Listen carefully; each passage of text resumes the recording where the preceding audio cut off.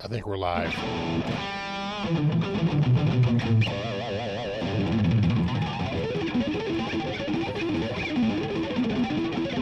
He's having an episode. What's up, Frank? What's up, Deanna? We got Matt. Music sound, yeah, everything sound okay. Retro Puffer. Ken, Ron, Matt, Mark, Elon, Trolls, John.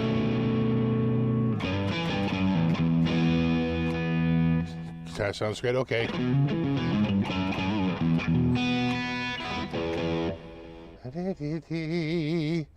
Who we got? I think it's Matt, Christopher, Wendell, Matt again, Ambrose, Strat CPO, Johnny Rock, Speaker, what's up, dude? Sound is good, good. Can hear me, can see me. Quick, how many fingers am I holding up?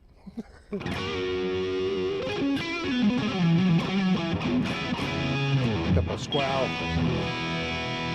Heard the Fireside Studio. Hey, Eddie Monsi.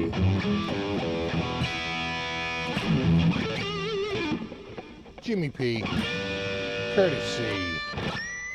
Mike D.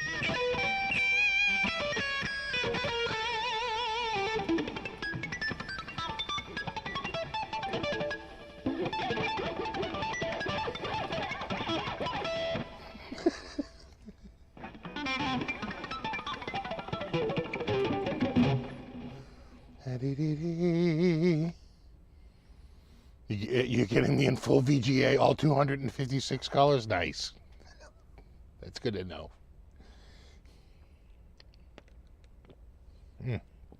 That is tasty. Oh, looks good, sounds great, yep. I agree. See, the guitar that's usually to your left is absent. Curious of what it is, always looks thicker. That guitar to my left is curiously absent. That's because it's the guitar I'm holding. And it looked a little bare. And so I had that ear guitar in a stand. And I was like, oh, this will fill in just nicely. Because I had a bare spot. It was a bit bare. And I was like, it looks very bare. So I just threw that up there as a, it's like a seat filler. While I'm playing this one. And so what you might be saying is, so why aren't you playing the Jam J1, the guitar of the week? It's because Vola reached out to me early yesterday and basically said, did you mod that guitar at all? I was like, no. And they're like, is it like pretty much like in like showing shape? I'm like, yeah. They're like, we might need it back because we sold out and we need one to like show, you know, so we have like a model to demo and, you know, you're cool. So anyway, you could just like send us that back. And he kept saying, like, we owe you a guitar, bro. Don't worry, we'll find you something. I said, don't worry, fine. So I had to pack it up early yesterday and get that out to them. And they were like, we really appreciate it. I tell you, they can't keep that one in stock. That's a good seller, that Jam J1. So I figured I'd do a Vola. So I broke out the TNC. A little TNC love. You know, What with the flame top and all. Got the flambe. Nice. I figured I'd just do this because they needed that jammed J1 back.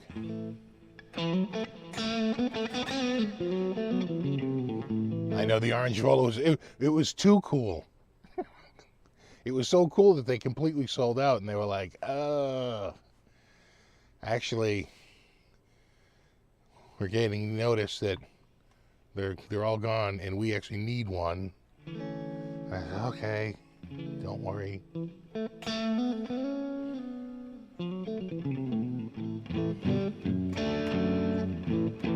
TNC is awesome too. Yeah, that's what I said. This is like another, cool guitar. I can.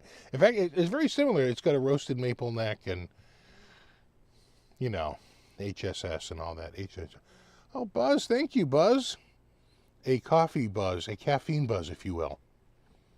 Courtesy of Buzz Wilson. Thank you. KLONtroversy, clever. Thank you. I think I had a team of writers on that. 1,000 monkeys and 1,000 typewriters. Soon they will write the greatest novel ever known.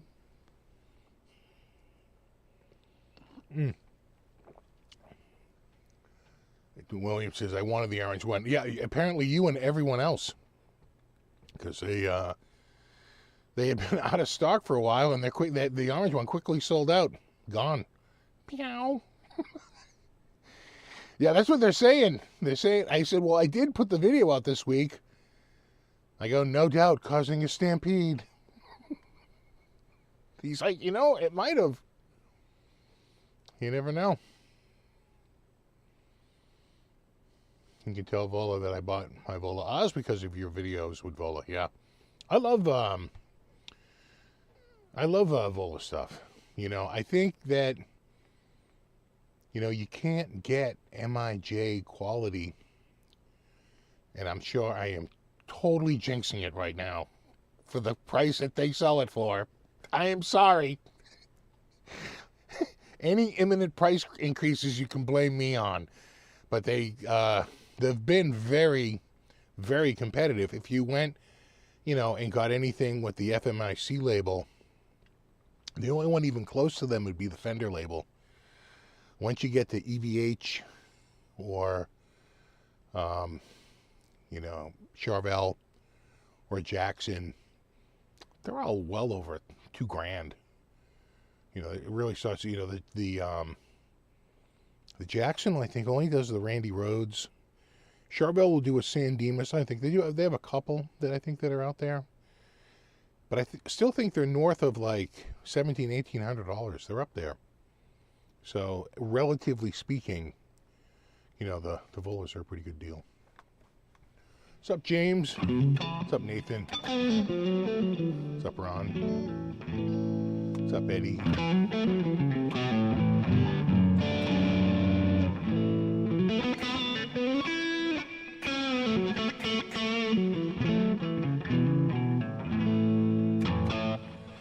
I don't think, well, she's going to be a little bored because I don't have the window open because it's muggy and raining.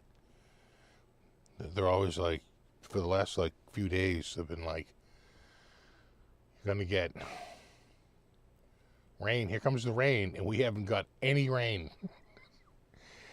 And I know because I have a nice weather station that sort of records all that. We've had nothing. Finally, today, we did see some rain, but I think we saw about, could be an inch at this point, because we had a few steady downpours for a while, but yeah, not the rainfall they were talking about. That an Aries model. This is I have an Aries, which I would get to if my pathway to the guitar wasn't blocked by a couple of boxes, because we're in down here is a constant friggin' musical chairs of moving boxes around and clearing shit out. So I actually was looking to get something from the back room, and there's just too many boxes up front. I'm like, oh God, I have to clear all this out just to get back there. So I was like, well, this one's right on the wall. Just get this.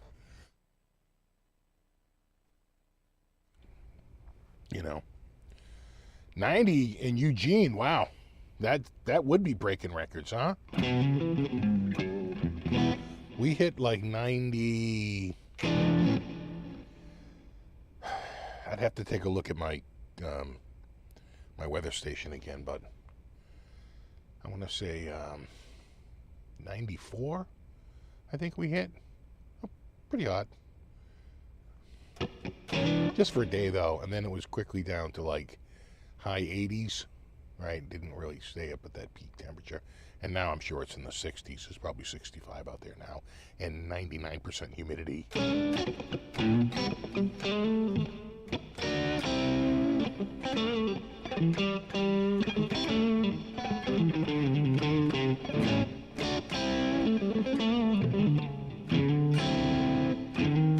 Gonna catch us with guitar boxes, exactly. More like Pitfall. Oh, thanks, Pasquale. Steve, thanks for the laughs. You cracked me up. 2 questions. Wait for Black Friday on a Vola. They usually do a sale. I think, you might be right on that. They might usually do a sale on Black Friday. So, yeah, you absolutely could. But just know that it might be strategic just to get one now because there could be price increases here. You know what I'm saying? It's like I worry that prices are going to steadily creep up because of supply chain costs. Also, did you check out the new EVH models Jim Gusto put out on them? That the 78, 79, believe it or not, yes. I didn't really get to hear them, but I did get to see them because Bobby came by today because he bought it and had trouble getting it going. And we figured it out, and it was just a matter of unblocking. I think his system was locked down for security and just saying, I think it's blocking access to the website.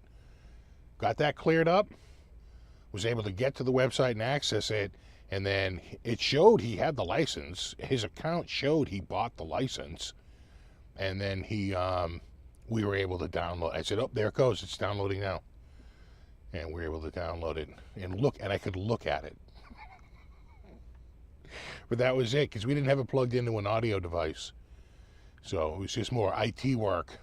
But I have seen it, literally today. He came by, and I got that going for him.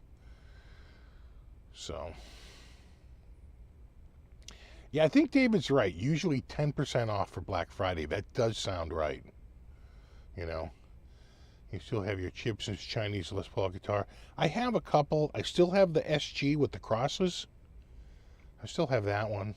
I still have the red one, which I didn't use a lot, but I use in a Christmas tune because it's red. Red is the Christmas color. I want to say I use that in the Silent Night rock style video. And what else? I still have the double neck, which is a goddamn tank. That thing, Jesus. It's a test of strength and endurance. And then, what else do I have? The yellow Les Paul Custom I gave away. Bobby has the amber Les Paul Standard. He took that. My brother-in-law took the Supreme. I think that's all of them. Right? I think so. I still got the Chibanez Tuniverse. That's like one of the worst ones, but it was also one of the cheapest. I think it was like $145. When you spend $145 on a guitar, you might want to check your expectations a little bit. Just saying. I'm just throwing that out there. It seems like a kind of a low amount. The Chinese EVH has not had strings on it, I swear to God, for like 7 years. I started to do I got a set of fret dressing files, and I was all excited to use them, to use it on the EVH, right? Because if you fuck it up, who gives a shit? So that was the one that was my sort of my guinea pig. And I gotta say, they work great. I like totally like spherical ball ended that whole fretboard, just to try to test out the files, get a feel for doing it on the frets, and trying out, the crowning file, does it work, does it not work, before you try it on something you really regret if you screw it up. And my God, they work great. They all work. It came out really good. And then as I was putting it back together, I think I got stalled because I was like, oh, maybe I should just get new pickups for it. And then you look and at the pots, and the pots are like those tiny little dime style. I was like, well, before I do the pickups, I should probably replace the pots. And then right away, it's going into a bin of when I get to it. 7 years later, still hung on the wall in the same spot. And, it's on my to-do list. We're getting there. I predict by 2035. People want to know when I'm going to play through a real amp. I have it. I'm thinking somewhere between 2033 and 2035. We might think about possibly moving to a new place, which would facilitate such a thing. So you got about 8 to 10 years to go. But in that time, probably like AI amp modeling will get so freaking good. Why even waste your time with it, right?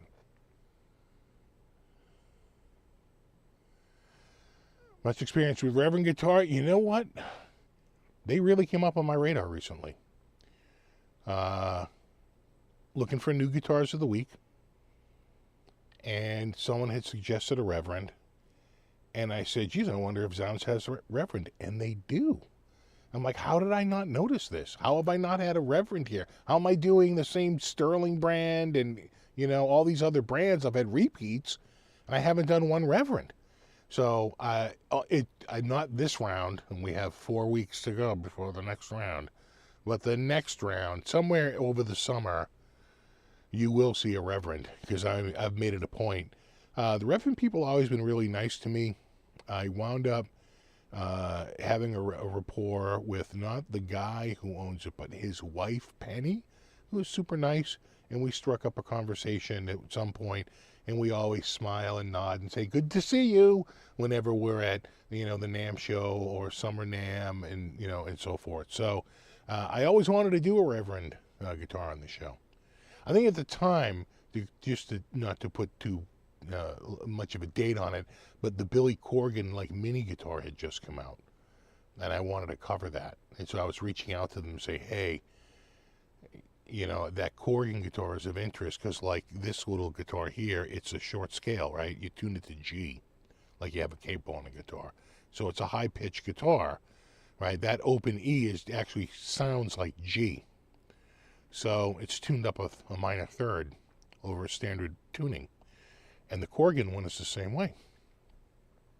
But it's probably more substantial and more nicely built than this 80s. I think those are made, they might be made in Japan, but I could have sworn these were made in Korea. But, I'm sure they're of a nicer quality, those Reverends.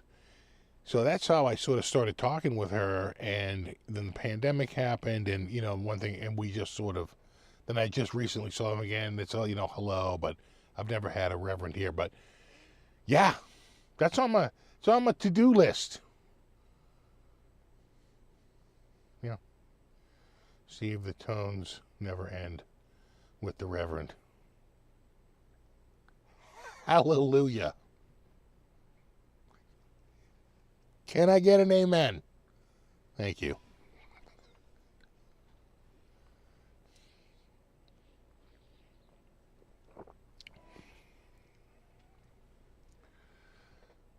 Yeah, I've heard about crab amplification.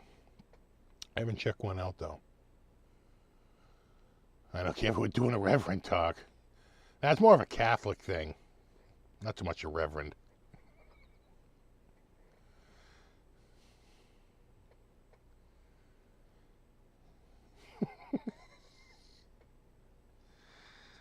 why move now when you have a better sump pump now? You know what, Calvin? Maybe I'm just the eternal optimist, but I envision a world without a sump pump. I don't know what that world would look like. Glorious, I must suppose. But that's what I envision. A world without sump pumps. Kiss wrote a song about it, but then, like an idiot, the producer changed it to A World Without Heroes. Last second. Studio.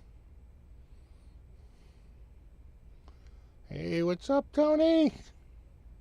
What's up, Gary? What's up, Tone Lives? Sammy.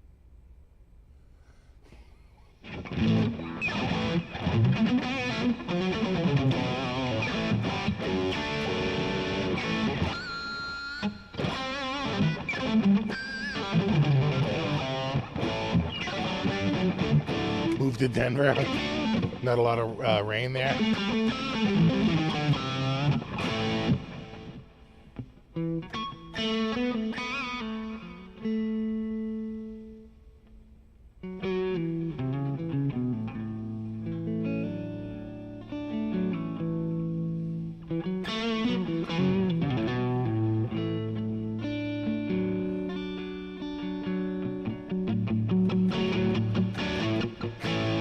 Like, no sump pump, there's no basement. There's a lot of parts of the country where they can't really, the ground is like clay. It's like freaking concrete. Can't, right? Everything's on a what around here they would call a slab house.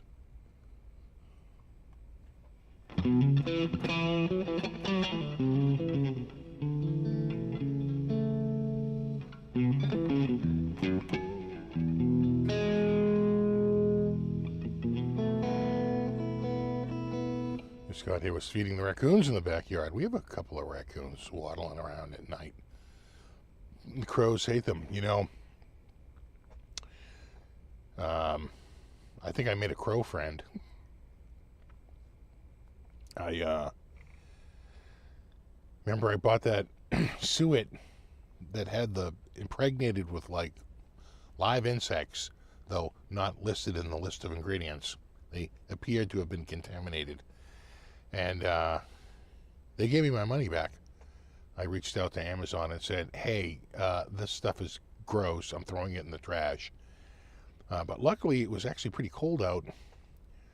So I wound up just throwing it out in the garage. Well, now that it's thawed out and, you know, we're in the springtime, in the summertime practically, I took them out a few weeks ago and started throwing them out on the, we have this old picnic table that at some point this summer I'm probably sawing up and burning, but had it out on the old picnic table and I threw some cakes out there and something destroyed it. I was like, damn, it's like an explosion over here. And every little bit was gone by the next day. And I threw a couple more cakes out and pretty much the same thing. Something like absolutely tore them apart. And then it'd be gone. And I figured out it was a crow. It was a big ass crow. And then the crow started coming back, checking for more suet cakes. But I finally ran through. I had like a box of them. I was putting out 2 or 3 at a time, so they ripped right through it. Only like a handful out there. What's up, Chuck?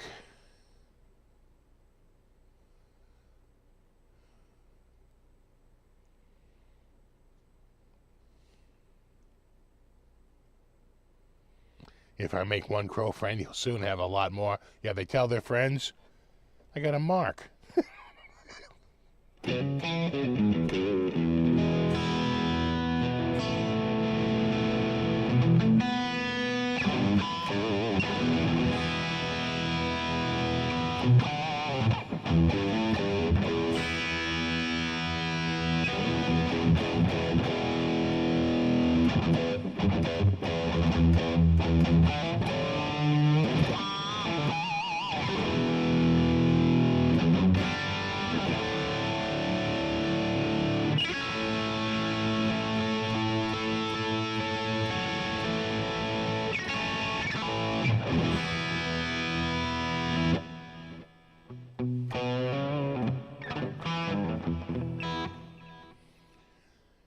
Is a 128 card overkill for an R36S handheld? I don't think so. I don't know if it can. You'd have to see. I think ArcOS can easily read to 128. I don't know if there's a limitation. Might be a little bit limited beyond that, or it might be limited at 256. And depending on if you're running ArcOS, it might have to be formatted as FAT32, or just have ArcOS formatted. But if it formats it as like ext4, then you're kind of screwed because Windows can't read that. So even Rocknix has gone back to exFAT, because you can stick an exFAT card in a Windows machine and it can read it. And so it makes it a hell of a lot easier to deal with it, and a lot faster too, than trying to do what they temporarily did. Was they would use it as ext4 because it had a lot of Linux features that they could use. But to get to the card, you had to go over Wi-Fi, and it had to set up this like Samba share. And you're talking it would take hours what used to take minutes.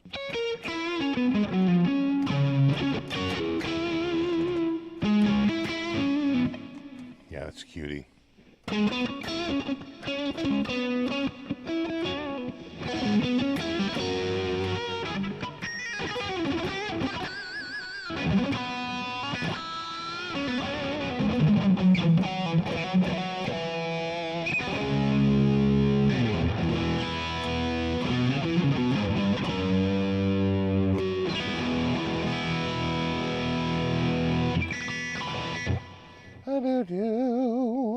I do like the sound of these pickups. They're nice. They are. Definitely nice. I like this guitar a lot.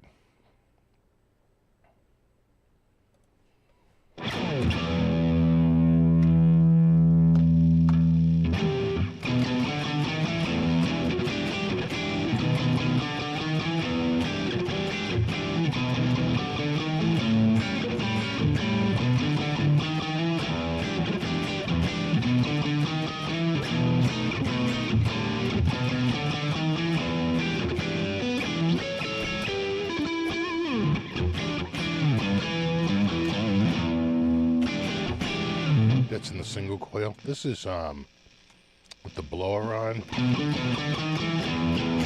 Definitely a little brighter versus that. Little tiny bit of the edge off there.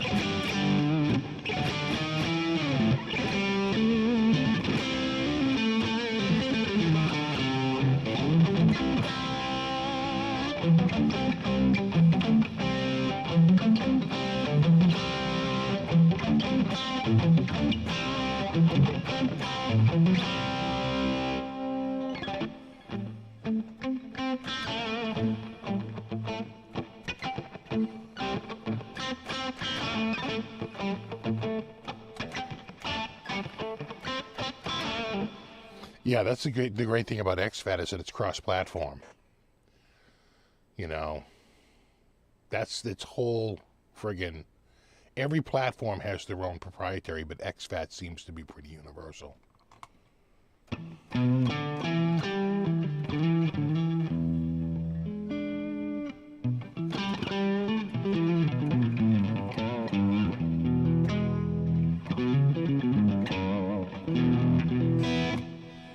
Your SG pickups almost to the body. You can't stand the sound of them. Yeah, there's a sweet spot. It can't be too close. I'll tell you this, though. I got my Gibson straight from Gibson, and they had those pickups pretty damn close. I mean, really close. I was surprised at how close they were, but that's how they had it set up from the factory.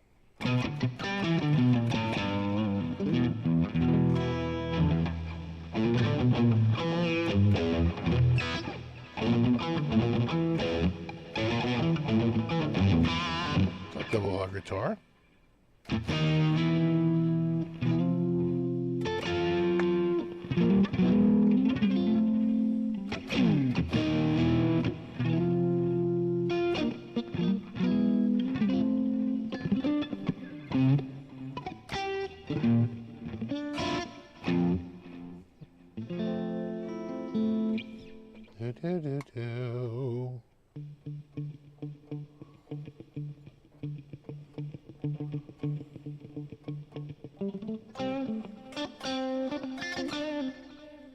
So, I don't have a photo of it. But this week, I should have just bought it. My dad always said, you're better off to say I wish I bought it than I wish I didn't buy it. But trust me, I'm in the wish I bought it. Like, sort of like non-buyer's regret. Right?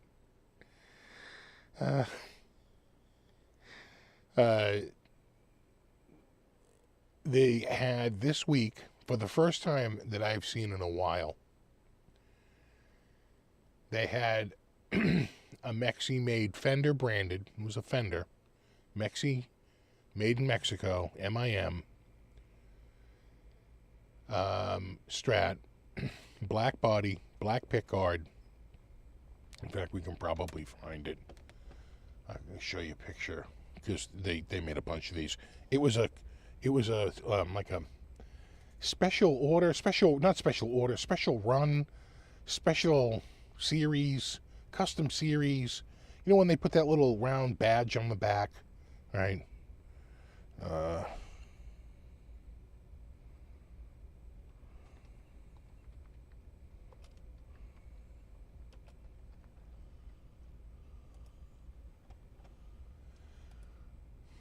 Yeah, there it is.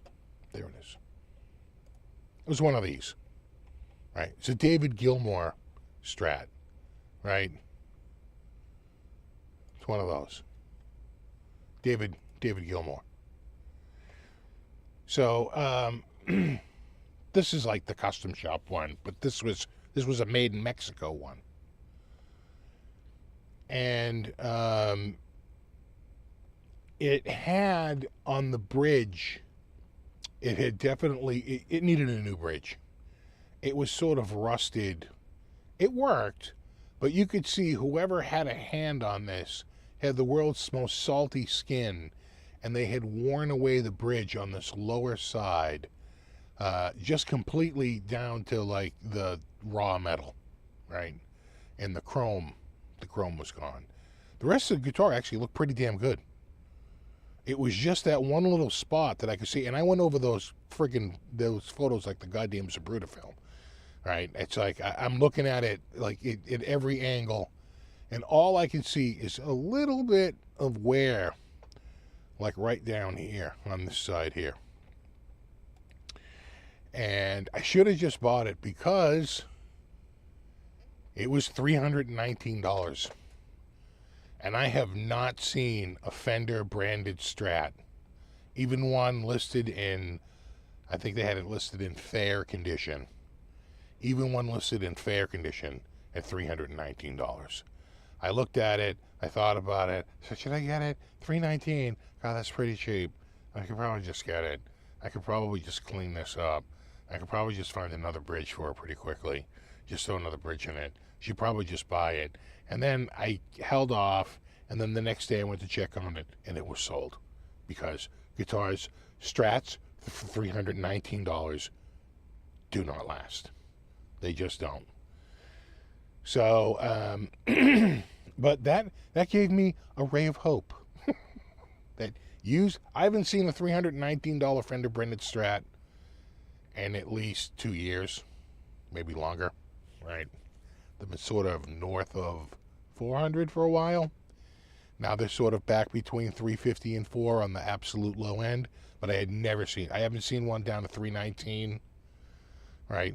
It's like the first day with the high is like 55, and the last time it was like that was 6 months ago. You're like, oh, right, oh, man. So it could have been intentional aging. It could have been someone trying to like get it to look like Gilmour's original, and Gilmour's original might look like that. And so some dummy says, I'll just age it. How hard can it be? Oh, shit, I ruined it. And then they run down to Guitar Center and they sell it or they trade it in, and we're left with the mess. But for $319, you know, I think I put it in my cart, and with delivery it was going to be about like $360, right? Because it was about, I think it was like with the tax, it was like a few bucks, not that much, but the shipping was $23. So, it was going to be $319 plus 23. That's $343. Yeah, plus another, right? Plus another 17 in tax. That sounds about right. Yeah, about $360. And I was like, you just got, and of course I'm looking over at the guitar that was sent back yesterday. I'm like, you just got a Vola, bro. What are you doing? Dropping money on guitars for what? You got a brand new guitar right there. No, you're fine. You're fine. Don't spend any money. Don't do it. But looking back, maybe I should have bought it. I'm just saying, maybe. Yeah, you snooze, you lose. That's what happens. That's what happens. You cannot wait on that stuff. You see, you know what? Someone else is going to see what you see. And they're going to be like, oh my God, yes, sure. $319? Yeah, absolutely. And, did you see it, Andrew? Or are you talking about a different guitar? Yeah, you can see it. You see guitars that go up there for short money, and you're like, whoa. And then you try to add it to cart, and they're like, we're sorry, we have insufficient inventory to add this to your cart at this time. And you're like, you son of a bitch, I knew it. There was another one, too, that was up there recently. It was sort of like an oddball Ibanez. You couldn't even click on it. It was long gone. Some of them, they go quick. They really do. They crank out. Speaking of going quick, you see the Switch 2 came out this week. And that seems to be selling out all over the place. I have zero interest in it. It's a $500 unit. And I was never really... I'm into the old games. The old stuff. I don't want the new stuff. I don't care. But it was a bit of a, big release.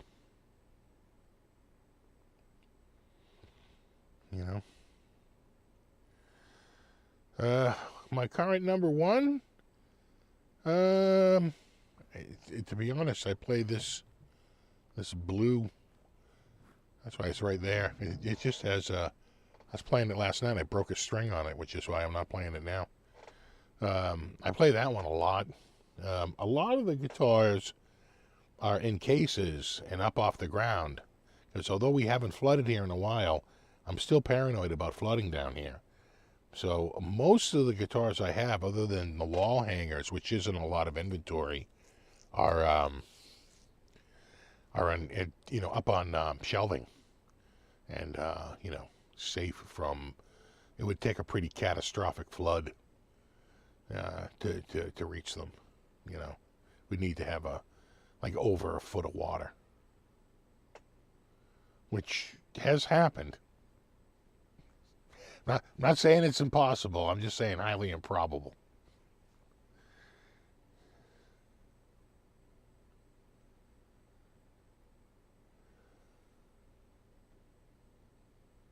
Which you knew enough to know the great price go up on guitars. And you figure it out if you focus on a guitar for a long period. You get a feel for what they go for. Then when you see one for short money, you're like, oh, well, that's a good deal.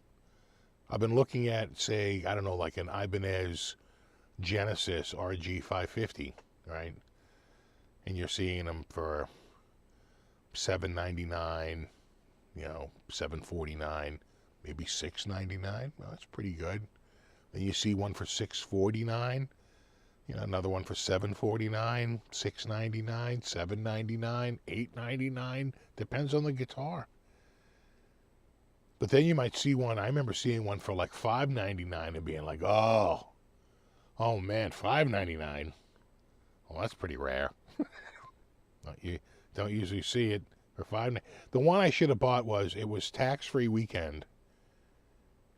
The guitar was $749. It was the Genesis. It was in the Road Flare Red. It was tax-free weekend, so I would have paid no tax on it. It was $750.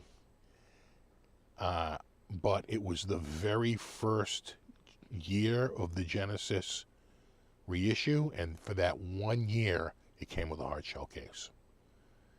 And so it came with the case, which they quickly ended as a feature of the guitar. So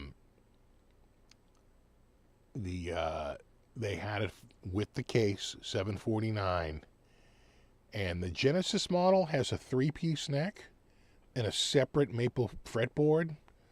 The maple fretboard on it was the sickest, most pronounced flame maple you ever saw. I was like, oh my God, does that look incredible? That totally sick flame maple friggin' fretboard. It comes with the case. It's $749, which isn't the greatest price, but it's not a terrible price either. And I said, don't do it. You have too many guitars.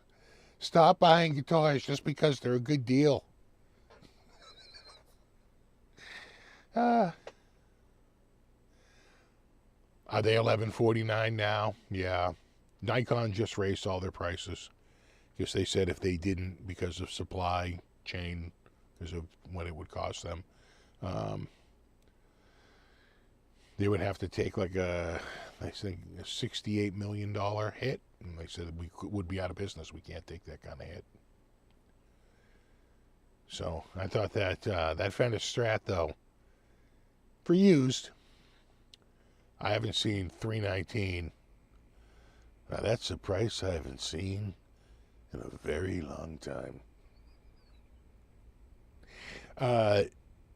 Other news, while we're talking about news, Roger Waters is coming out with a movie and an album. It's a live performance, and he does a lot of Pink Floyd material. And I believe it's a Roger Waters like solo show. It comes out as a movie first in July. Comes out as a movie on July 23rd, and the album comes out on August 1st. That's not the news. The news is it's being promoted on the Pink Floyd website and Pink Floyd social media. People were like, uh-oh, David got hacked again. Because they're like, why is Roger Waters showing up here? So I don't know what's up with that, other than, you know, they'd like to see money from the sales, right? They have an iron in that fire because they, you know, they have some writing credits, and so it's in their financial interest to promote it. I don't know. But I thought that was a little, caught my eye. Really? A Roger Waters show, and Pink Floyd is promoting it on their website? Okay. Well, you know, stranger things have happened.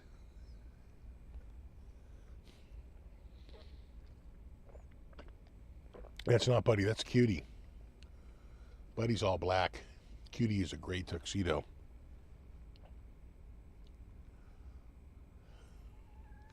Yeah, I know, these people are pulling me away. I know, you big floppy. Just flopping down on the ground. She's like, I'm bored. I hear ya.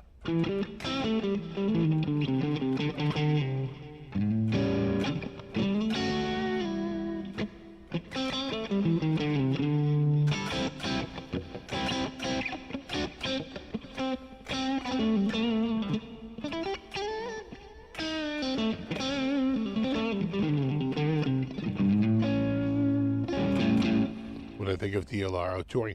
I thought that show he did with those backup singers and that new band, it's the best I've heard him sound in years.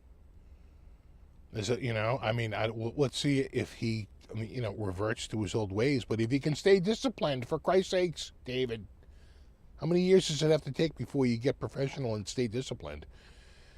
But assuming he doesn't come out and whack himself over the nose with a sword, it should be a great show. I thought they sounded you know, fantastic. And I thought the backup singers really made it. You know, it was really quite the ensemble. Had a good troupe going. So I'd say I didn't know he was playing up at the Casino Ballroom. I saw the Hampton Beach Club Casino Ballroom. I saw Toto there in the summer of 1990.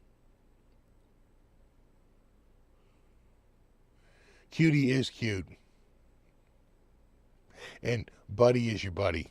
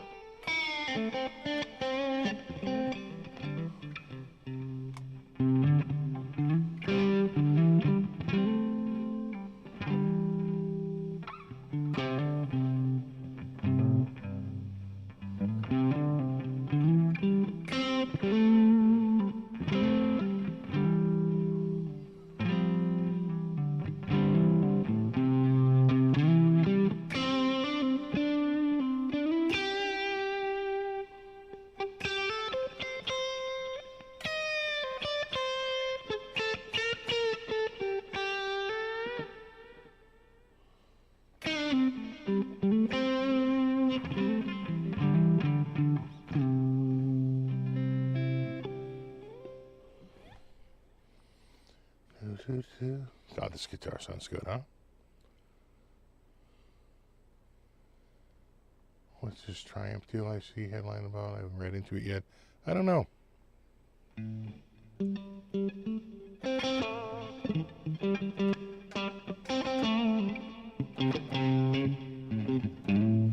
I work in IT, I do, but under protest.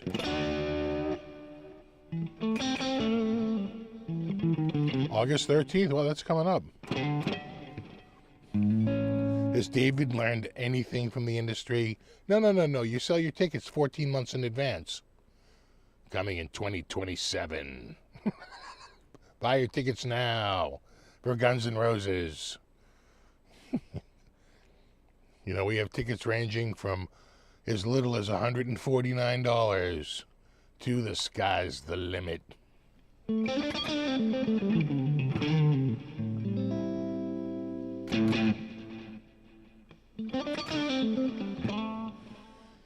I have an LP standard in addition to a classic? I used to, but I sold the standard, which had a slightly chunkier neck than the classic. So I sold the standard, and I picked up the classic, and I like the thinner classic neck a lot more. Maybe that standard I had, well, it said standard. It didn't say traditional on the plate. I think it was I thought it was supposed to be the asymmetrical neck. Right, it would have been a 2011, 2012-ish Premium Plus. So,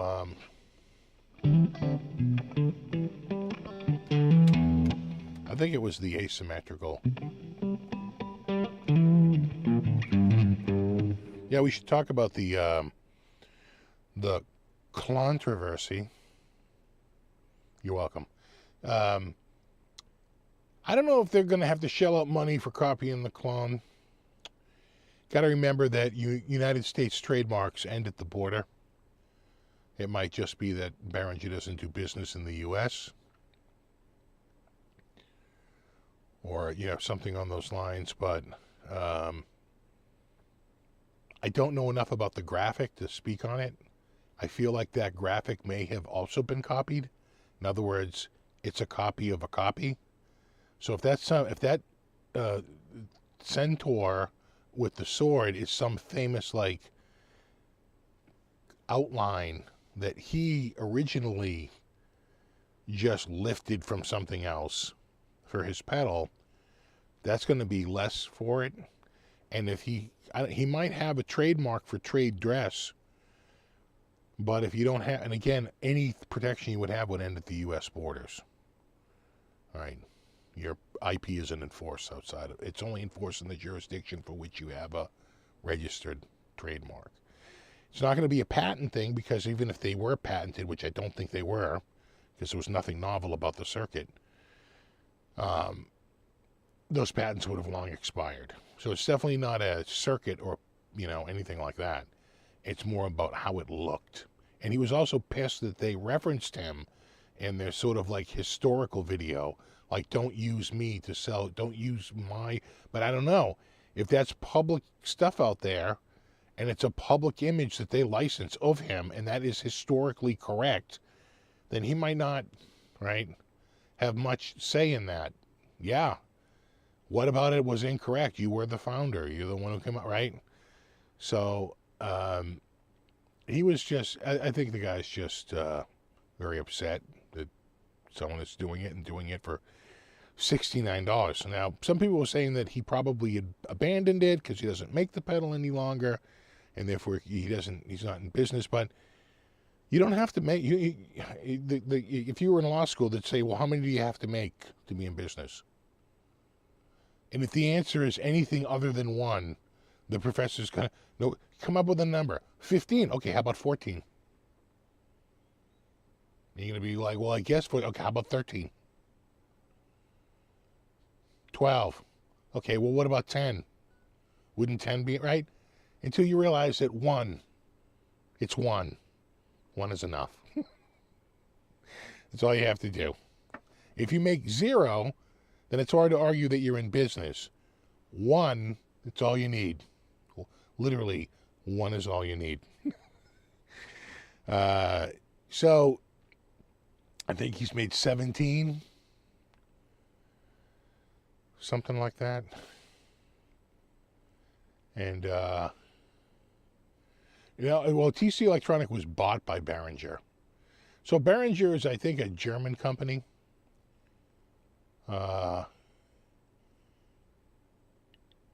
And I think the main issue was with the look of it,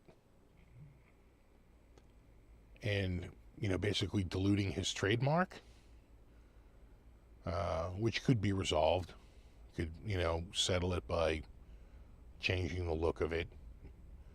But you can't stop them from putting the pedal out, because you don't own a patent on the electronics. And I would have to see the marks, but just assuming that he has all valid trademarks, yeah, he probably does have a case to say, hey, you can't call it this, right? Anything, you can't call it anything that I have a mark around. Trade dress is a different thing. If he went out and did get trade dress for it, then sure, but otherwise he's working off common law trade dress, which is a little trickier than if you went out and actually got a trade dress mark, a dress mark, which who knows if he got it.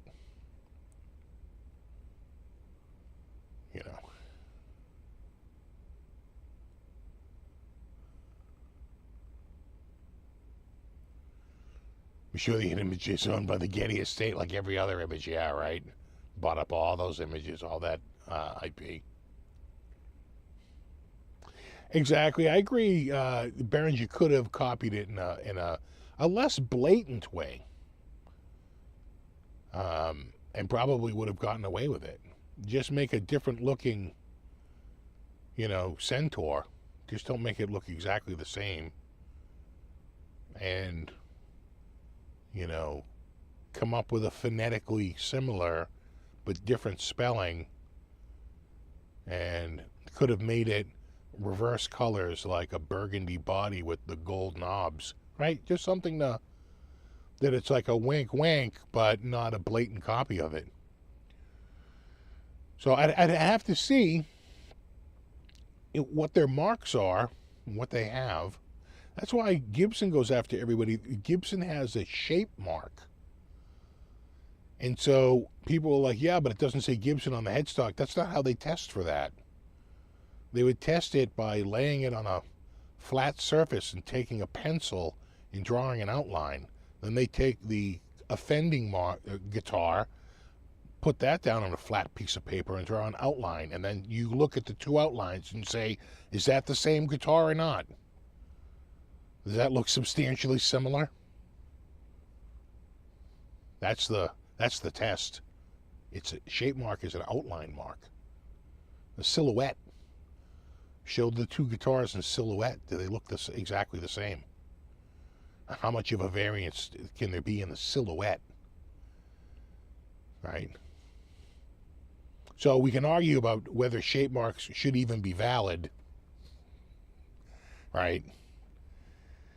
But because they don't expire, unlike a patent or a copyright. Trademarks are forever as long as you keep paying into the government.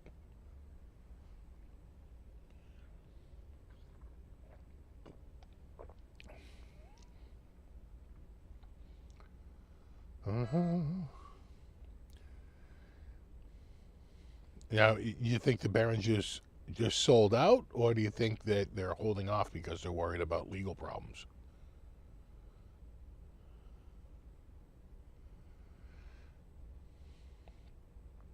Maybe Behringer just didn't think that the guy gave a shit anymore, and had sort of moved on in his life and was sort of over, and would be sort of, you know, thrilled that someone would take his design and make a new one, but no. Then you've never met an engineer. They're going to be like, nope, that's my design forever and ever. That's why, look at Roger Lynn. Roger Lynn was all pissed because they made it and you look too much like my Lynn box or blah, blah, blah. Yeah, but that shit's old, you know. You're talking something from between 79 and 83. And it's over 40 years old. But he was very upset. And he didn't have any marks, right? I'm sure all that shit had expired. So, but he came out harumph. These guys don't, they don't see it as a cool tribute. They see it as someone, he stole our gerbs.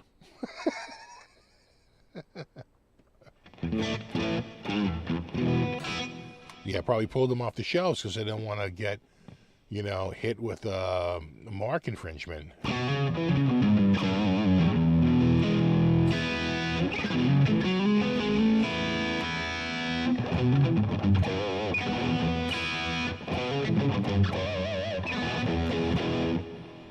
Danish P couldn't tell the difference between the Behringer and the real Klon. Yeah, I don't think it's a very complicated circuit, right? I think it's a diode circuit, right? So it's kind of loosely based on maybe a tube screamer, you know, with some tweaks,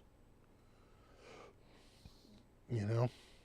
So, you see there's some new, I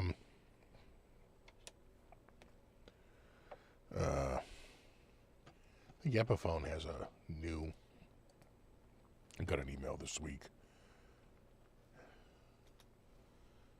Yeah. Yeah, they have a new, oh, it's just my foot is on it. It's like, why is that not moving? Yeah, I think this one's new.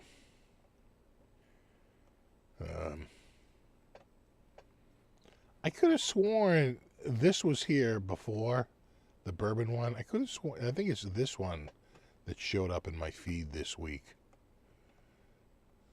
I swear we looked at these like recently. I think these other ones have, I think it's just this one. Doing a double cut.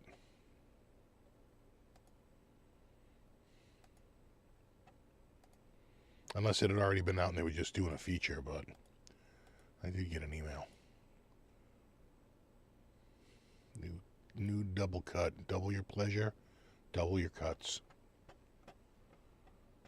And then I think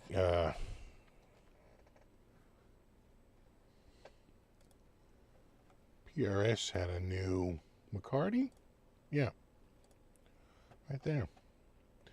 The 40th anniversary McCarty single cut 56. Just don't call it an LP 56. That was one of the guitars Gibson went after, right? The single cut. And they were just like too close to a Les Paul. And the court disagreed. The courts, they were like, yeah, but in a smoky, what did they say, in a smoky bar, you know, a patron may not be able to discern the difference between the Gibson and the PRS. But the judge said maybe not, but at the checkout counter they can. They're not buying the guitar in a smoky, right? They can if they're buying it in a store.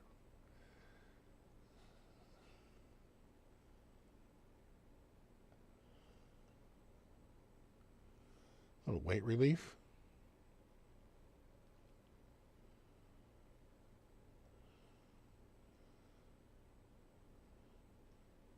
Always with the weird. 24.594. Nice. Yeah, see? Yeah. And then always with the Imperial. Sometimes I like the radius in Imperial, but like certainly like nut width. I'd prefer that in millimeters. Like is it like a 42 or 43? Is it a really narrow like 41? Like gloss nitro, 2-piece nickel bone Ladoon. Your McCarty.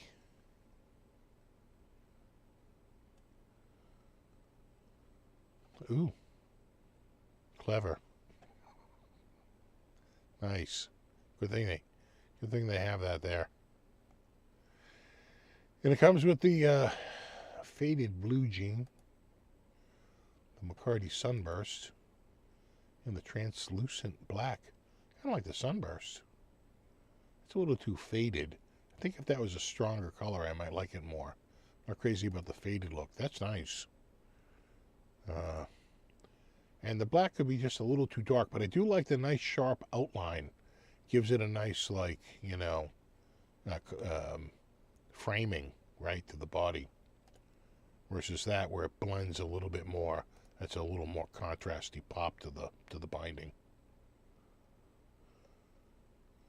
That's just more stuff.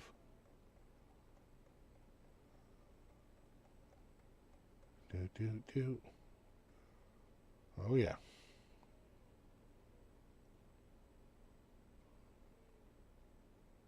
Yeah, looks nice.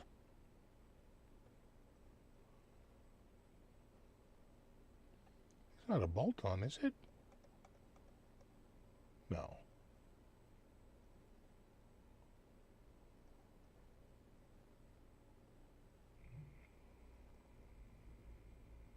Set neck, yeah. Set. I was gonna say, are you doing a bolt-on McCarty? That would not make sense. But it kind of looked bolt-on right there, didn't it? I guess I'm just looking at the seam. You know? A little bit.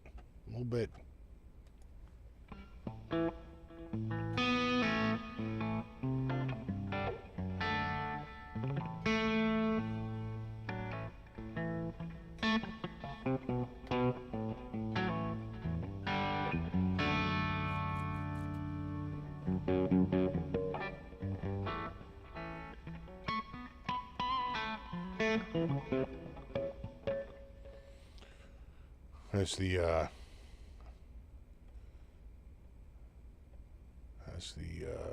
Thunder and Pacers game going. Has it started? You know, it's tomorrow. For some reason I thought it was tonight. All right, tomorrow night, 8 p.m. Eastern. Okay, all right. Never mind.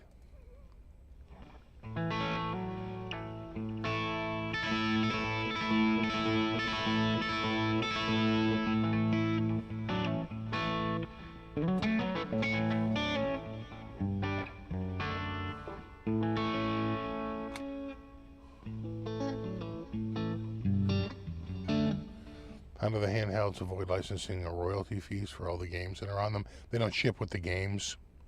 Those you have to find on your own, usually. Some of them will come with games, but usually the games they come with the company is long out of business. There's no one really to enforce it. There's been a guy who's been posting full-blown Don Martin cartoons. He like fades in between the panels and shows you he's like literally going through and scanning all his Don Martin books and putting every Don Martin cartoon on YouTube and getting money. I'm like, how can you're literally like putting a book up on YouTube for people to see. How is this not a copyright infringement? He goes, well, it must not be because I never got an infringement. It's like, well, just because someone didn't come after you doesn't mean it's not copyright infringement. It's just that there's nobody to come out and enforce it. Right? Because Mad Magazine is out of business and Don Martin is long dead. So either his estate isn't going after it, but there's no way to apparently detect that. But, yeah.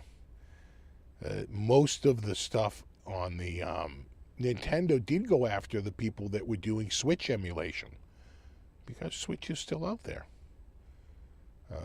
But you can get all the other stuff. It's discontinued. It goes into what they would call the retro market, and so they're less worried about that because they don't sell that stuff any longer.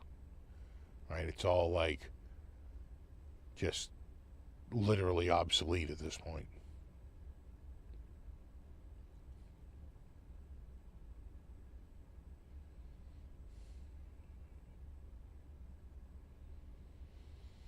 I do like the new TV LP90 showed. Yeah, maybe. Next, yeah, it looks like a good guitar. Sure.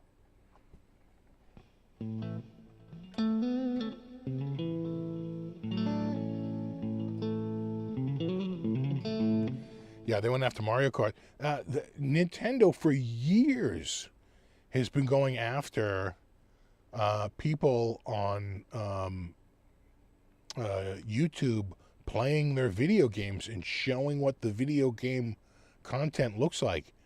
If you show like some famous Mario game, you might get a copyright strike because they're like, you're giving the game away. People get to watch the gameplay without paying for the game.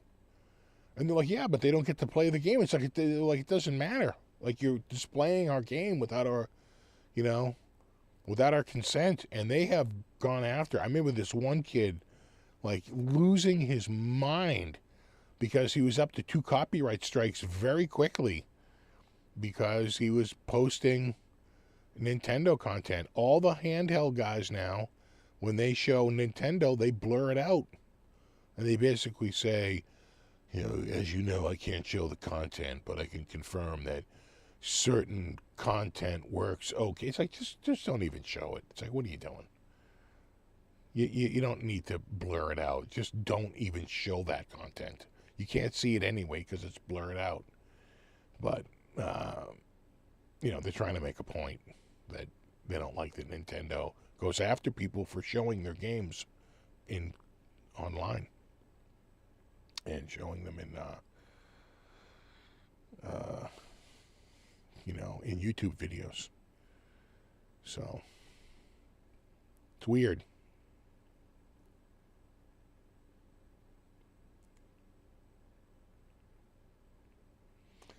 Yeah, Alfred E. Newman he's finally worried.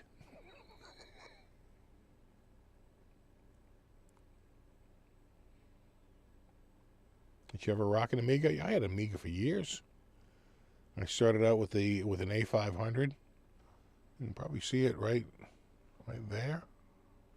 Right about there, roughly. Still got doesn't boot. It's long been dead.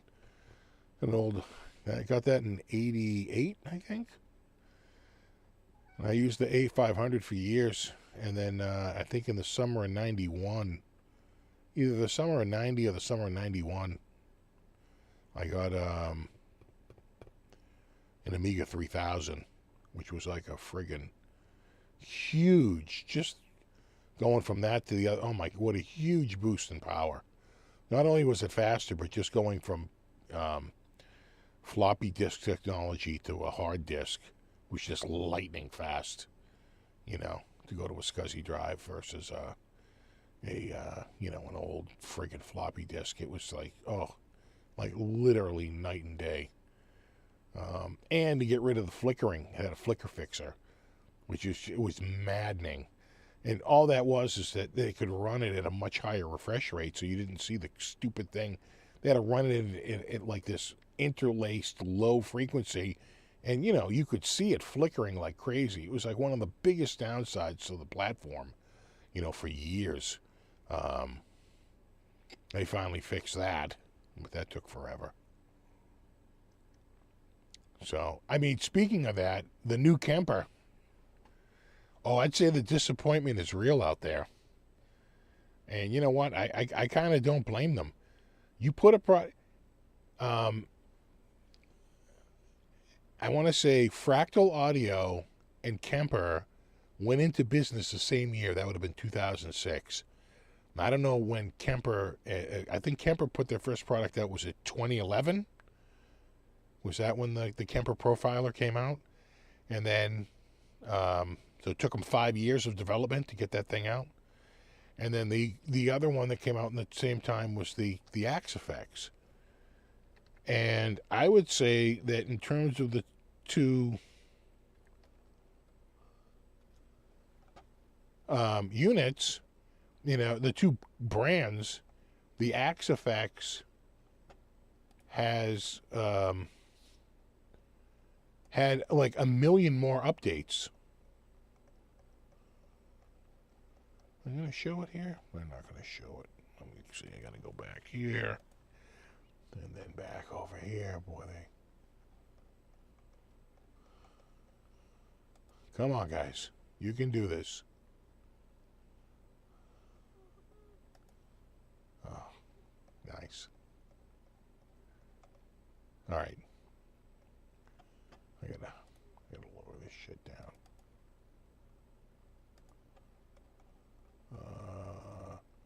Right there. There you go. So, if you look at, like, in that time, this is the original Axe Effects, which might have come out before the Kemper, or, right around that time. But then they put the Axe Effects Ultra, a little improvement. Then the AX8, a little bit more improvement. Then we get to the Axe Effects 2, which is a big jump in power, from the first one. Then you get to the Axe Effects 3, which is the original one was here. And now they have the Turbo, which is just basically a higher clocked, processor. You're up here. But, you're going from 3730 to 26791, right? I mean, it's quite the arc as it shoots up in power. And, you get things like a color screen, like way better, like cab options to bring in like high-res 96 kilohertz cabs, IRs, right? And they have all this like real big like tech boost in that same time. And, I think people were just thinking, when the Kemper 2 comes out, is it going to have a color touch screen? Is it going to use some sort of like AI modeling where you can shoot like keyframes and have AI fill it in, so you have like an absolute AI assisted, like, it'll be like a whole new level? What sort of breakthrough technology? And then when it came out with kind of a slight bump in performance, and other than that, pretty much kind of the same thing, people were like, you got to be kidding me. And he's like, well, it's already, I think Fluff was saying, well, it's already perfect. Why would you change it? It's like, because you don't even know what you're missing. Because you're stuck with this processor and you're limited by how much you can do. Firmware updates only go so far, right? You can't turn, a processor from 2011 is when it came out. That processor is probably from like 2007, 2008, right? It's got to be an established DSP.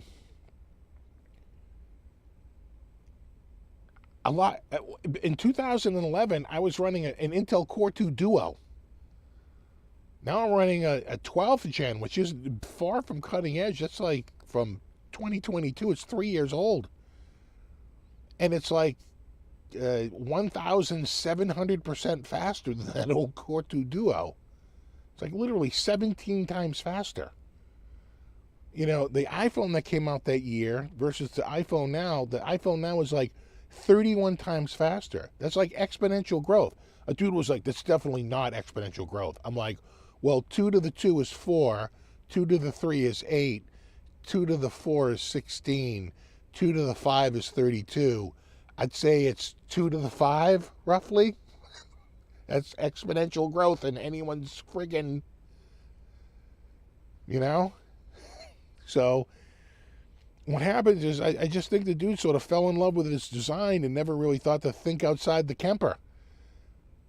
You know, what could you do if you had, say, I don't know, 10 times the processing power? Which isn't that crazy considering the amount of time that's gone through. The video game market would go 10 years between consoles. They would try to get a good 8 to 10 years out of a console, right? Super Nintendo comes out in what, 1990? Something like that. And then Nintendo 64 comes out in 96, 97-ish. And then GameCube comes out in what, 2002, 2003? Right? They try to go 6, 8, 10 years between. You've gone 14 years. 14 years. That's an insane amount of time in the tech world. Like, insane.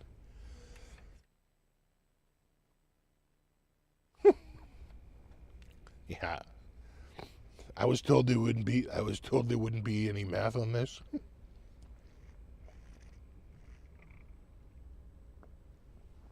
So I just think that when you look back at my iPhone 4S, which was a hot shit little friggin', at the time, it was like the cutting edge phone, versus my Galaxy S25. I mean, you can't even be serious. It is superior by a magnitude in every friggin' sense of the word.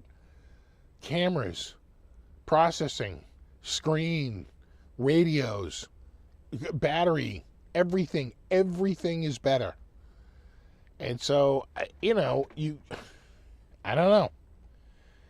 I get the guy, you know, kind of digs his design, and he's sticking with it, sure. But people were expecting for the Kemper 2 to be the Kemper on steroids. And it felt like it took a daily supplement. Like, no, we wanted to see real growth. Like a real big change, and it just wasn't there. And so I think that's what people are. Now, I'm sure some people are going to love it, and they stick with it, and, you know, they're all in. But I think Kemper's going to get, you know, sort of eaten up by people like Valentin, who's putting out, you know, NAM players. NAM is, look where it is right now. Where's it going to be in 5 years? Are you going to go another 14 years? So you're looking at 2039 for the next Kemper? I hate to break the news to you, but the world's going to be a very different place, you know, with AI-assisted machine learning. And you're just going to be left in the dust. It's going to be like, you know, these incredible systems that come out that you can't even imagine how good they can be. Just way more accurate as they move to things that can use more like keyframes rather than a single snapshot. It's more like a liquid snapshot that can move in between keyframes that get shot, and then, right, put all of the, you know, you probably have to work the amp a little bit, but it could take these snapshots and then work it out from there. And then the more information it gets, the better it gets at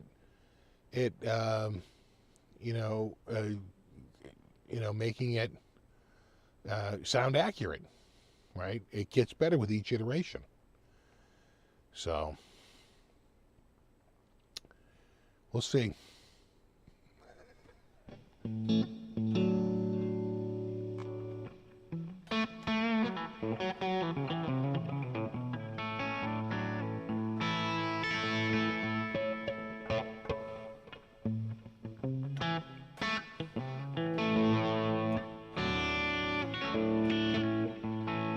the GP5 looks amazing for the money. It does. And it sounds amazing, too. And it's a stereo in and a stereo out. And it's $89. And it's got a friggin'... It seems to have the same screen tech as that friggin' Kemper. Like, when I look at that screen tech, I had the same complaint about, who was it?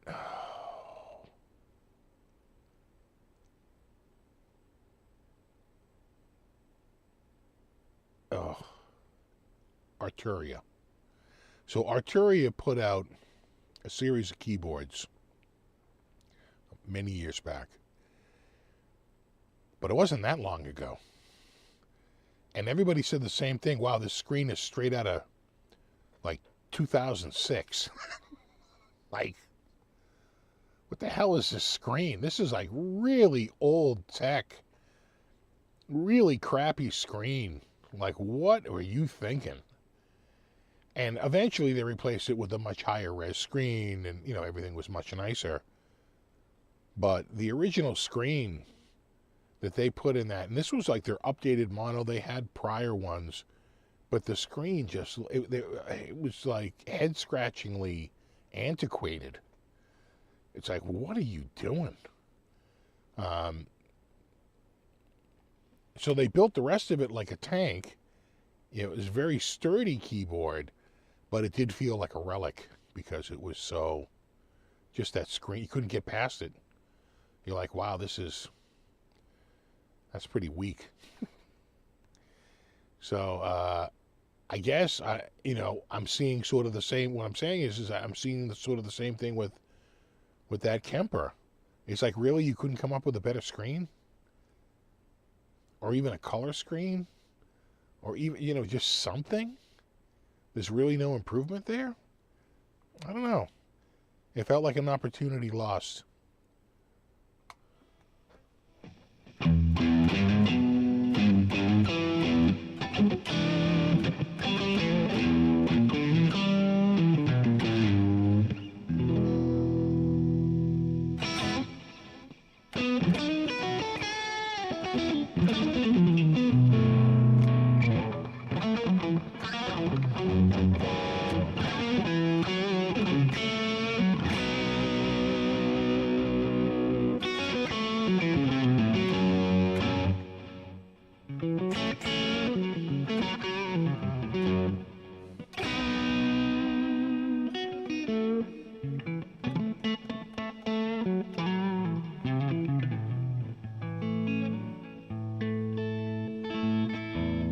Surprised you never used a Kemper or an XFX. I'm glad you can get a great tone from software.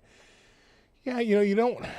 The number one reason why I never bought a Kemper or an XFX was their cost. I couldn't spend that kind of money. No way. And so Tonex becomes more interesting because it's a lot cheaper, right? That Valitin is more interesting because it's a lot cheaper.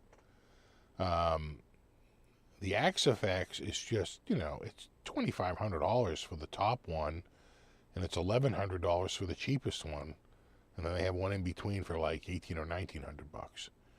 So it's a commitment versus the $139 I paid for my original THU. It's a bit. I remember going through it, and the dude was like, "Oh, you got to get rid of that software and get an XFX." I'm like, an XFX? I never heard of it. Let me look it up. $2,500? Yeah. No. Yeah, I don't think so. So, we'll see. I just think that eventually, like most things, the advantage that the top guys have slowly gets eroded as technology gets better and better. You might get certainly more options and so forth, but the expensive stuff always had a bit of a I'm talking the hardware had an advantage over the cheaper stuff. I'd say in the last 2 to 3 years that has really been eroding, and let's see what happens in. I'll be honest. I thought that friggin' I thought that internal processor, internal amps and stuff, and that Donner guitar sounded pretty damn good. That Soldano lead model, I thought sounded actually pretty freaking awesome. And same with their Marshall. I thought the Marshall was like crisp. I was like, man, that's a pretty damn good. Again, you wonder if they're just using NAMM, like don't reinvent the wheel, and just use like, you know, technology that's already out there. Basically, it all stems from IRs.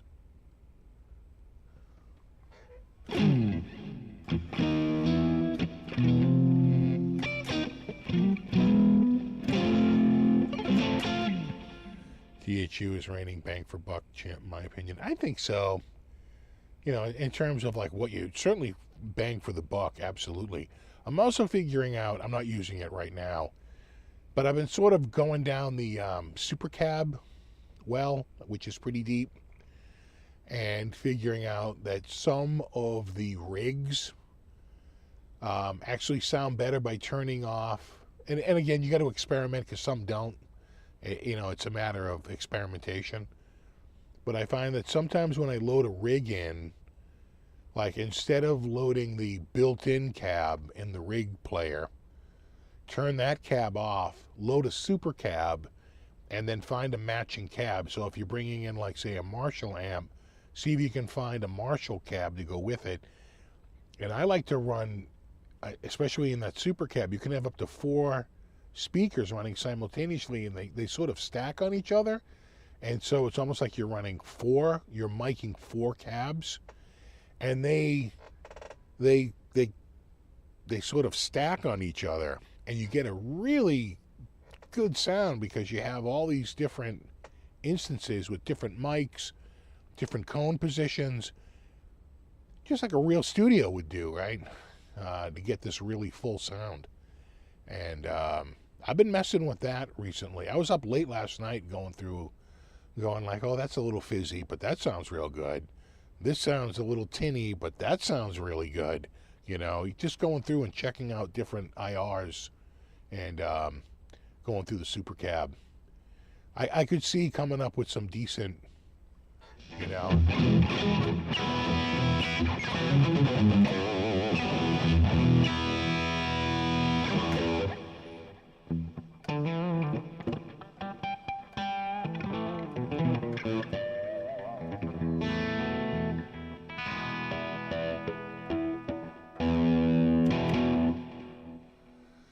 Picking up a Fender Pro Junior and a Marshall Class 5 in the morning. Nice.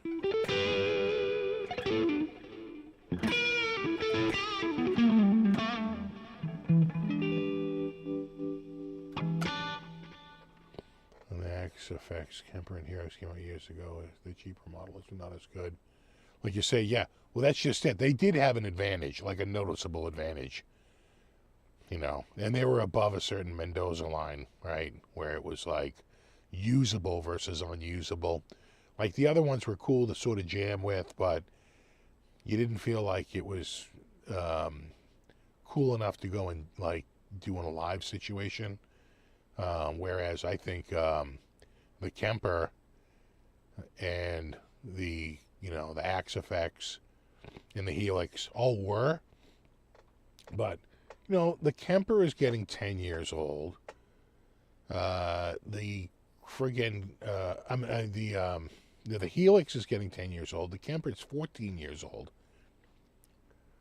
I don't know when the Axe FX 3 came out, but I want to say it was probably 2016, 17, 18, somewhere around there.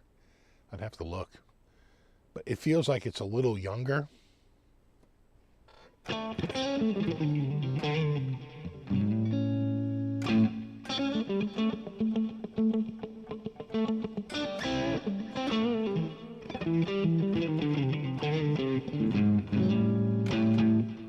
You see good deals for used Axe FX? It depends on the unit, but I don't see great deals on, like, say, that small one is at the 3, the FM3. That one is like used $9.99, or you can get the brand new turbo one for $10.99 on. It's actually a better deal, I think, because you're getting it brand new and you're getting like the latest turbo chip versus the original chip. And the only reason why they're using the turbo chip is because they can't source the original chip any longer. They were forced to move. Supply chain issues. They can't get it. So they're forced to move to the more expensive one, call it a turbo, and mark it up $100. Probably costs them another, $20 or $30 for the chip, and you've got to get your multiplier on that.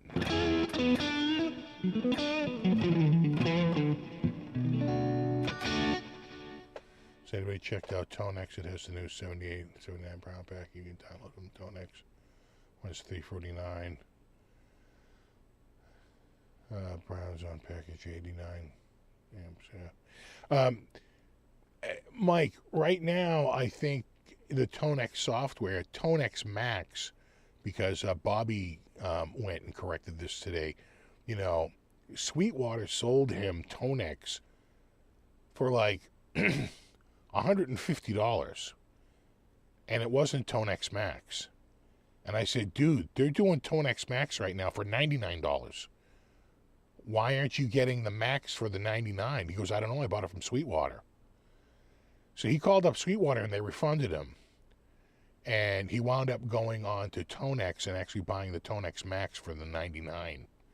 And then getting the 79, 8, and 79 pack, which he already had. He just had to install it on the new Tonex Max. But he actually paid $50 more for a less product. Because I said, why are these all ghosted out at the bottom? I go, didn't you get Max?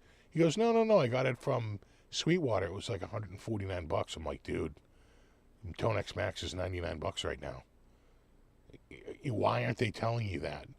And so he called them up, and I think gave them hell, and they just refunded him. Not for the 78, 79 though, but for the Tonex. And then he went and got it from I think direct from Tonex.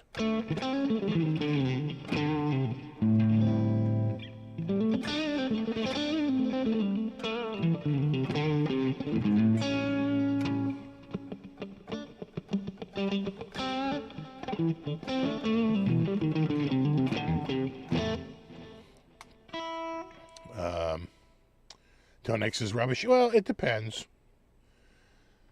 I'm sure they have some decent models in there, and people seem to like it enough. So, I don't like the fact that Tonex spent so much time on the models, on the profiles, right, on the amp IRs, that they don't have like even a basic ping pong delay. Right? It's like it's not a very full feature. It reminds me of Bias. And then they finally had to come out with Bias effects. That's where I think THU is so much better.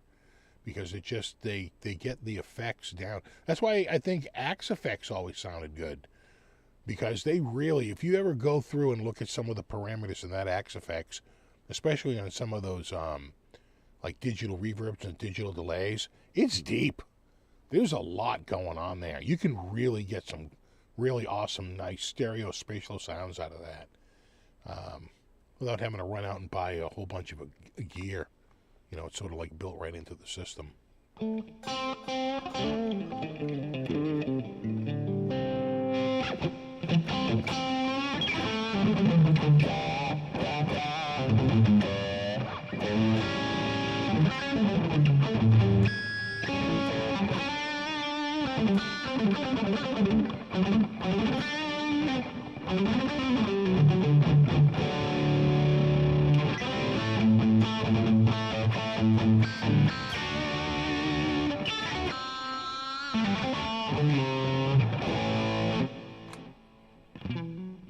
I heard not good to buy used Tonex pedal. I wouldn't buy any used product from IK Multimedia.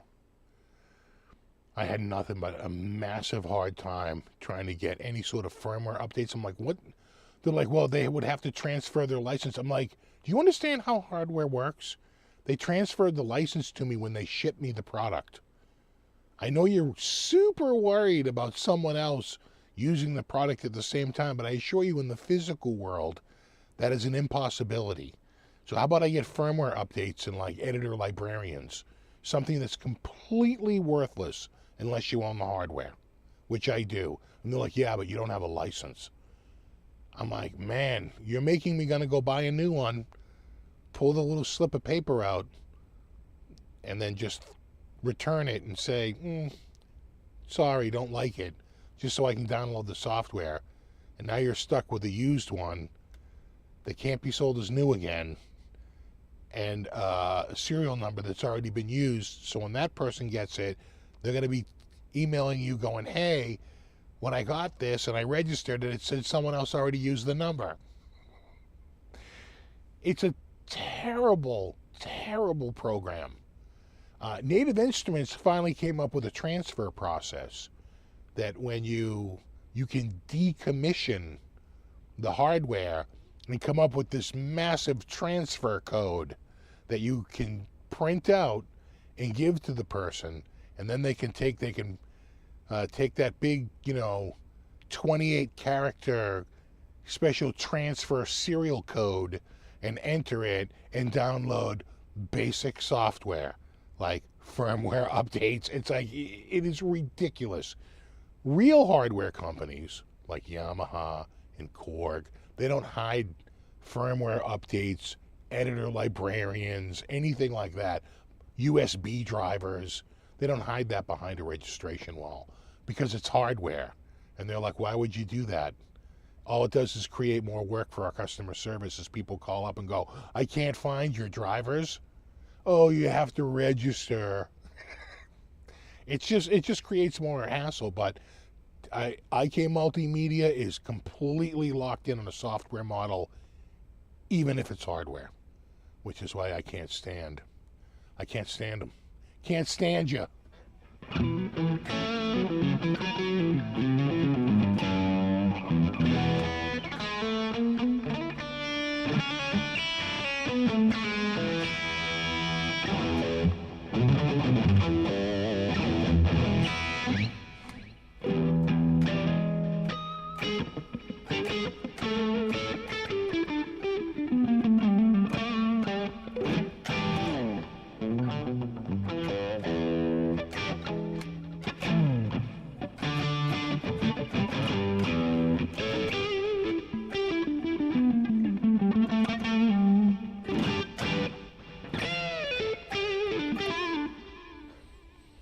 I find a Super Champ and a Shure SM57, sure, but I can't run a live speaker here. No live speakers.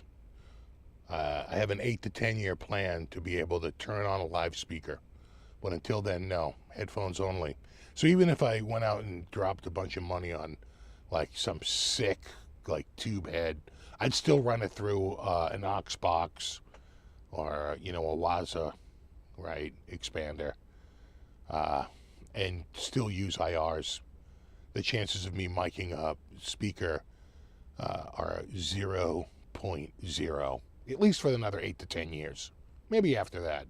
Maybe. We'll see how the software world's doing then.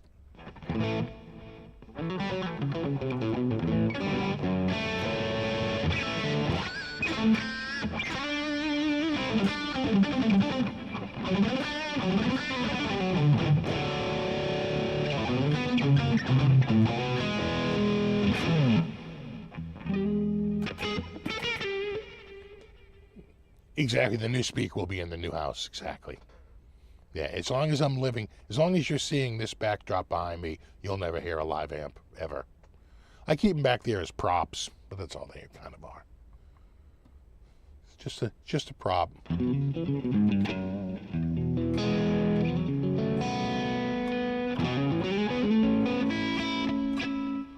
Wanted to get a Strymon Big Sky, but geez, they have a good... They have a pretty decent Strymon. Where is that Strymon? Is it here?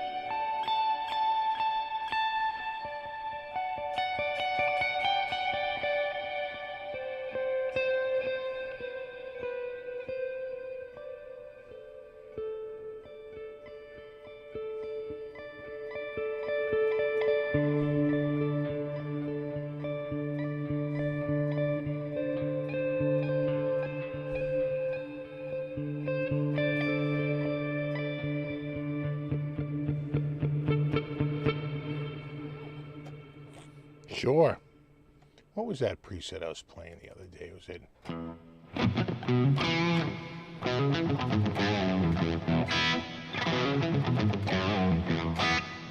That's not it.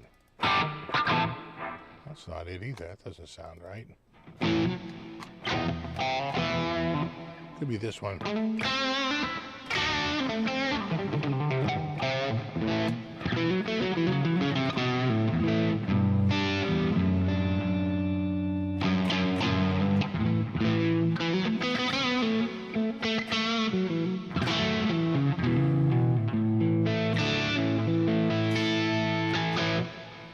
Some like sort of like a blues driver.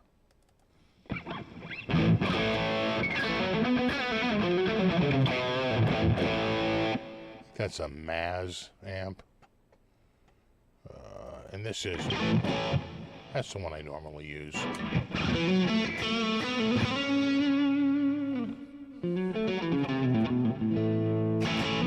There it is. All right, let me get this out of the way so I can see the chat again.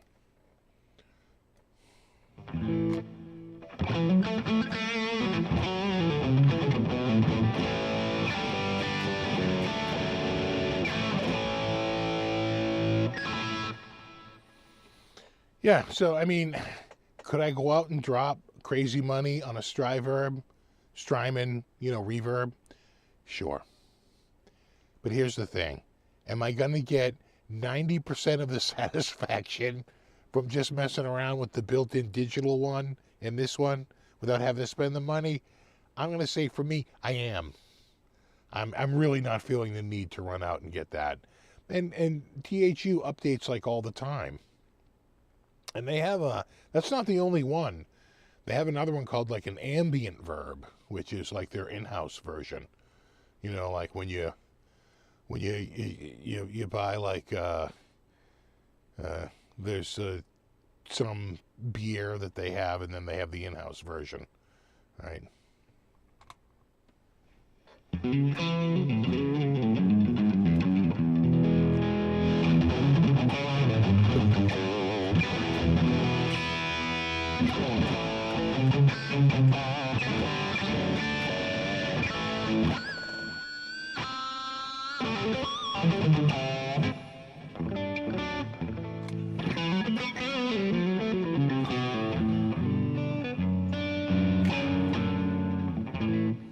See, that's why I would not buy a used 2NX pedal. You would not get the software. Yeah, and they would put up a big fight. They'd be like, oh, no. No. Because they realize that they destroy the used market for their products.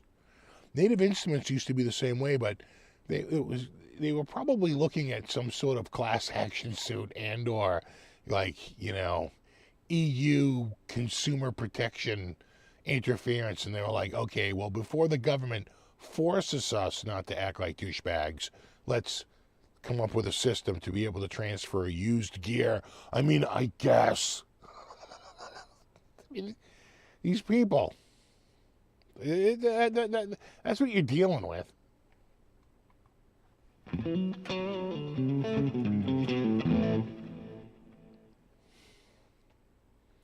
Steve, I play ambient guitar music a lot. Yeah, I'm going to update to version 2 after the show. Save me money. Yeah. It's just, to me, it's been just a cheaper way to get a lot of the same sounds, Let me just put it over here. It's easier if I just do it over here. So that was Strymon, which you might have to buy separately. Gotta remember, I get a lot of, Ilio gives me a lot of,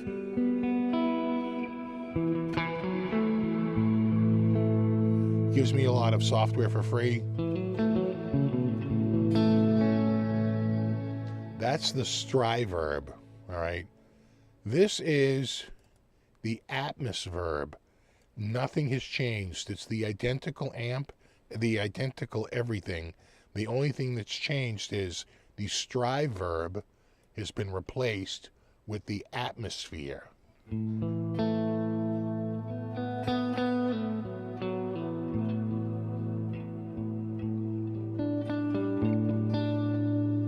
So there There's a little...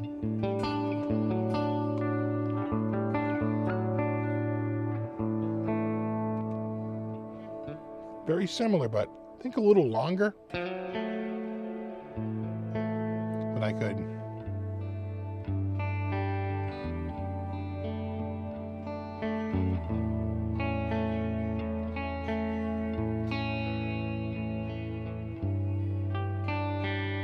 So if you don't see the Strymon in there, because it's a separate purchase, look for Atmos. Can I bring it? How can I do this? Yeah, like that. And then like that. Like that. It looks like this. And you want it in S for stereo. I don't even have it that high in the mix.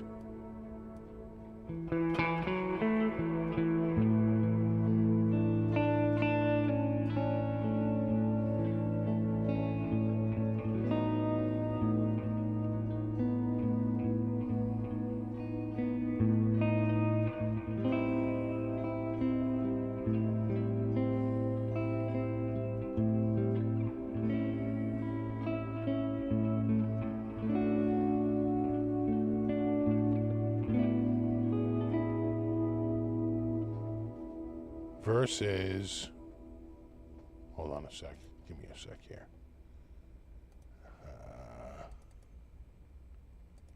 No? Now you're not gonna, there it goes. Just a little lagola. Versus, does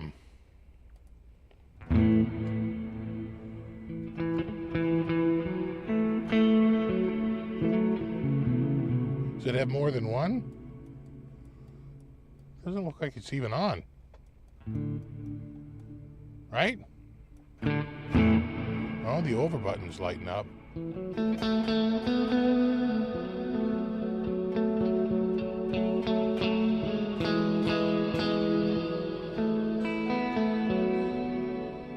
I don't want to touch it. Huh.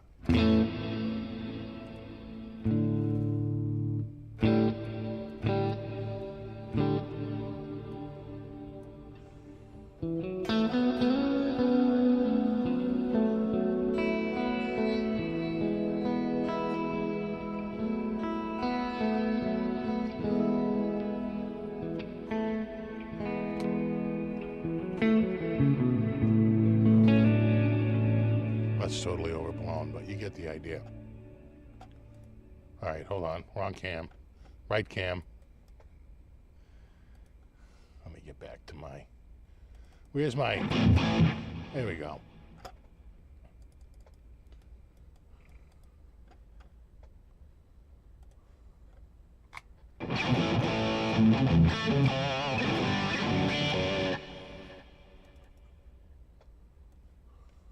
Huh. Interesting. All right. I'm just saying I don't... Normally it doesn't look like this. I'm just saying. Not normally. All the buttons, all the lights are out. I'm just saying, I think you got graphic refresh issues.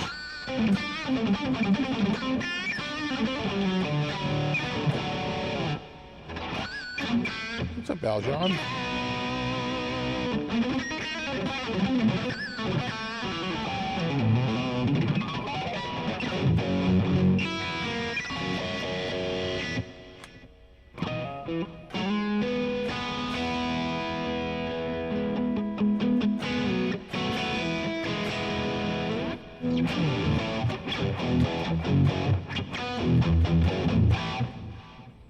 Yeah, exactly, dripping wet. There wasn't a dry seat in the house. For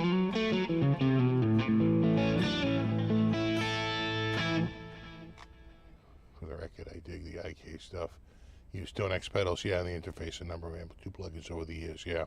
Yeah, it's helping Bobby today get his, he bought that 7879, and he got Tone X Max.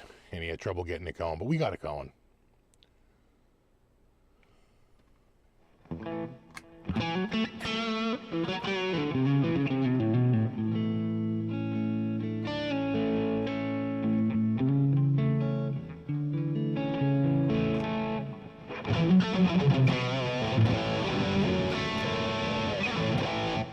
I suppose the Hemi-powered Vola was earlier in the show. No. Sadly, no. Vola sold out of the Hemi-powered Vola.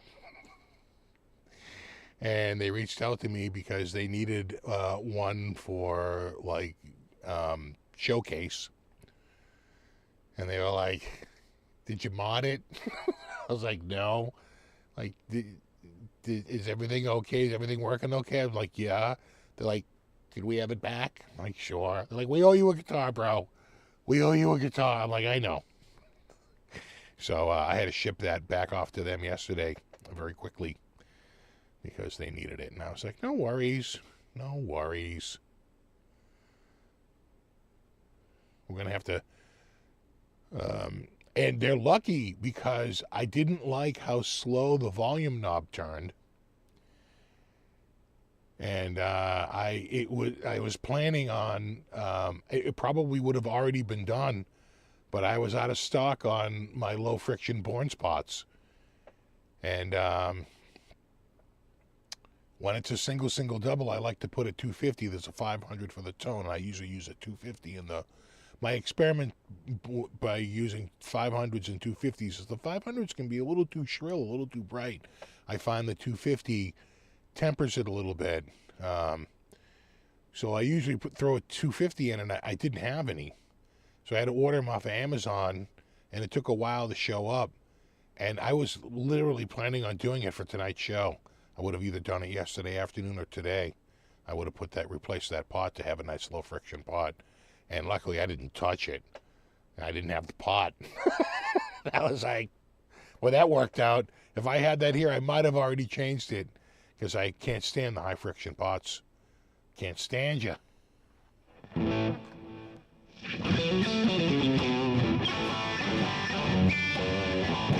I know it was a good thing I didn't mod it. It really was on my to-do list to switch out that volume pot.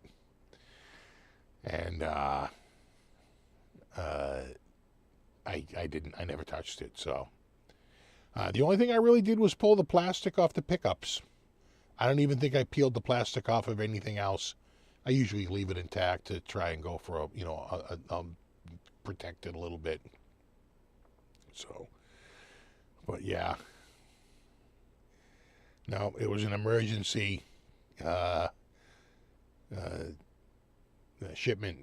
I rushed it out to FedEx so they could have it by early next week. Prefer the 50s or the 60s Les Paul neck? I like the 60s. I like the smaller one. 50s is a little chunky for me. You know. But they said that, well, don't worry, we'll find something. We'll hook you up. And, I know that they've discontinued the Blaze because it's been off their website for a while now. And I like the Blaze, but it's a discontinued model, so obviously there's really no, there's no promoting it because it's a discontinued. You don't want to promote discontinued stuff, but I was like, if you have a Blaze somewhere, maybe in an old storage locker, maybe one kicking around, and you're like, we just have this old Blaze, maybe it's a little beat up, maybe it was a NAMM model or a demo model kicking around. If you find one of those old Blazes, I'd take one of those. But we'll see. Got to get you a new Crema Volante. Volante. Whoa. Oh, let's take a look here. Oh, yeah. Oh, right, yeah. Oh, yeah, right there. Oh, it's got a Floyd Rose. Oh, dude, this is the one. I'm just going to say right now, it's not that I have a preference, but I just have a preference. It's this one. That pops. Like a nun to the temple. Look at that. I like that. I like that a lot. Yeah, that's real nice. Sure. I love that. Beautiful. Beautiful. Yeah, yeah. I'm just saying, of the two, like, nice. I love it. Just saying. Just throwing that out there. Like the red. Is there another one in here? That's the Volante. Do they have a... Oh, okay. And they do a quilt, too. Oh, that's nice. Oh, that's real nice. Oh, yeah, ultraviolet burst. I think I like the green better. Oh, and it's got the Showmaster inlays. Nice. Showmasters, bro. That's a nice touch. Sure. Also with the Floyd Rose, which I love. That's a nice looking guitar right there. And ultramarine and ultraviolet. Of those two, I'm going ultramarine. Just saying. Choose wisely. What else do we have here? Okay, and we already looked at that one. And there's the Angel White. But that has a regular, that's a non-Floyd. Is that what this is too? No, that's a Floyd. Is this got a Sustainiac? No. Neptune Bridge Kramer Triton noiseless neck. Okay, I saw the the Geordie LaForge bar, and I was like, wait a second. Is that? Oh, that's nice. Again with the Showmaster inlays. That's a nice touch. I like that. That's gorgeous. I think I like this better even more than the other one. I think this might be my new number one. Oh, that's nice too, though.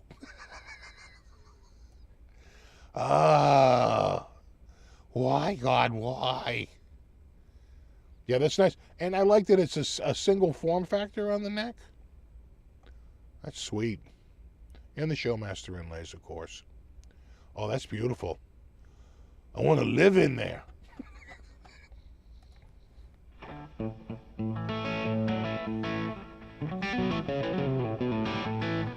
Exactly. It's Lieutenant Commander Geordie LaForge.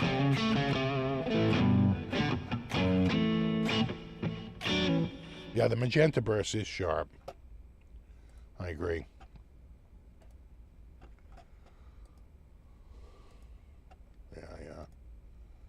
Yeah, that is nice.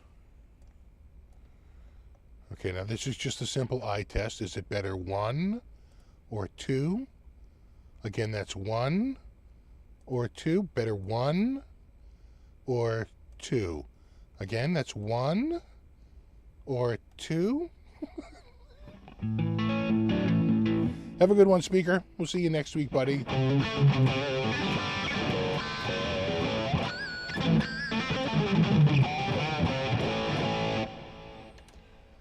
All right, we are at 9 o'clock. It's time to